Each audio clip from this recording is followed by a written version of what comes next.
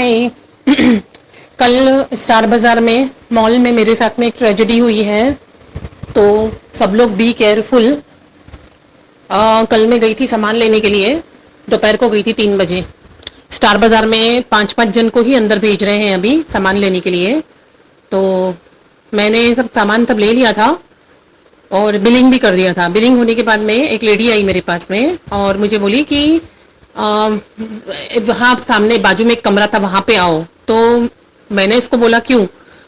उसने मास्क पहना हुआ था और उसने वो सर पे वो भी लगाया हुआ था जो प्रोटेक्शन वाला रहता है, आगे जो कांच रहता है उस वैसा वाला कुछ था। मेरी ट्रॉली लेकर गई आगे आगे, मुझे बोली 2 मिनट के लिए आइए। तो मैं अंदर गई वहां पे, तो मुझे वो इसकी ऐसे बड़ी बड़ी आंखें दिख रही थी सिर्फ मुझे। मुझे बोला उसने कि आप वो ब्यूटी प्रोडक्ट्स के सेक्शन में जाइए, और हिमालय के 2 चीज उसने मुझे बताई और बाकी 1-2 चीजों के लिए और भी बताया कि उनका रैपर खोलो, रैपर वहीं रखो और प्रोडक्ट अपनी टोकरी में डालो। मैंने उसको बोला क्यों, तो मुझे जोर से आंखें दिखाकर बोलती है कि यहाँ से मॉल से बाहर निकलना है कि यहीं पे बंद के रहना है रात भर, और फैमिली को चाहती हो कि नहीं चाहती हो, तो जितना बोला है उतना करो। मैं डर गई, मैं समझ गई कि कहीं तो मैं स्टक हो गई हूँ। और यहाँ पर अभी लॉकडाउन में कोई सुनवाई नहीं है, बहुत लिमिटेड लोग थे अंदर, और कुछ करने से फायदा नहीं था कि पता ही नहीं था कि उनकी क्या टीम है क्या नहीं, क्या कर देंगे मालूम नहीं, और यहाँ से नहीं निकल पाई तो बहुत बड़ा प्रॉब्लम हो जाएगा। तो सोचा कि जो भी है ठीक है। मैं बाहर निकली, उसने जैसे बोला, उसकी वॉच थी, मुझे बोला कि एकदम नॉर्मल रहना है आपको और हमारी टीम है बाहर, समझ गए होंगे आप, ऐसे बोल के मुझे उसने बाहर भेजा। वैसे के वैसे सामान लेके बाहर आई और उसने जैसे बोला मुझे वैसे मैंने किया, और उसने वापस इशारा दिया मुझे, तो मैं वापस अंदर गई रूम में। उसके बाद 2 आदमी और आए। फिर ये बात हुई कि वो लेडी दूसरी, पहले दूसरी थी, पहले दूसरी आई, बाद में आके बोलते हैं कि इनका वीडियो रिकॉर्डिंग में आया है कि इन्होंने प्रोडक्ट चुराने की कोशिश की है, तो एफआईआर दर्ज कर दो। मैं एकदम शॉक्ड होके खड़ी थी, तो मैंने उन लोगों को पूछा सिर्फ कि आप लोगों को क्या चाहिए मेरे पास से। तो वो मेरा पर्स ले ली, पहले मेरा पर्स चेक करी, बोलती है कि डबल पेमेंट इस प्रोडक्ट का।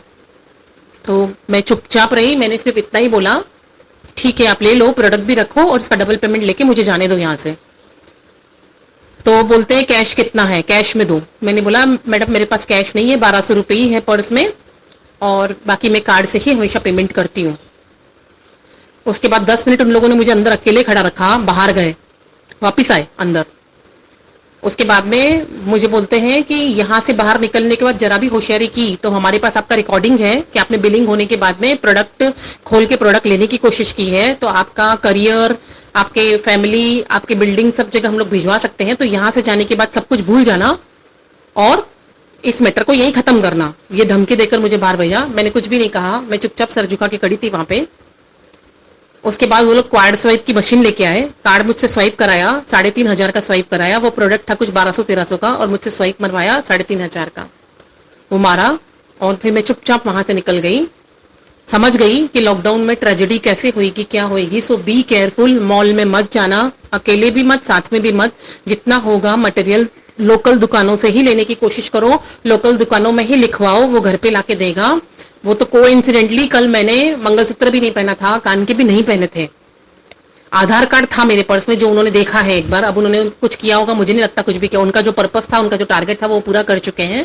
तो अब इस पर मुझे कोई भी एक्शन नहीं लेना है, इस चीज को खत्म ही करना है।